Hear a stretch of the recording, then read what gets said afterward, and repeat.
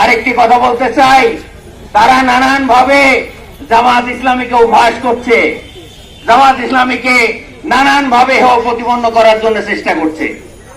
ওই একজন রিক্সাওয়ালা, আমি কোন রিক্সাওয়ালাকে হেয় করার জন্য না, সে যখন প্রথম এই যে একজন ওই মানে বদমাইশ টাইপের একজন দুষ্টু টাইপের মানুষ, সে একবার রিক্সা নিয়ে সামনে যায়, একবার ডানে যায়, একবার বামে যায়, একবার ডানে যায়, এরকম করতে করতে তাকে উত্তক্ত করতেছে।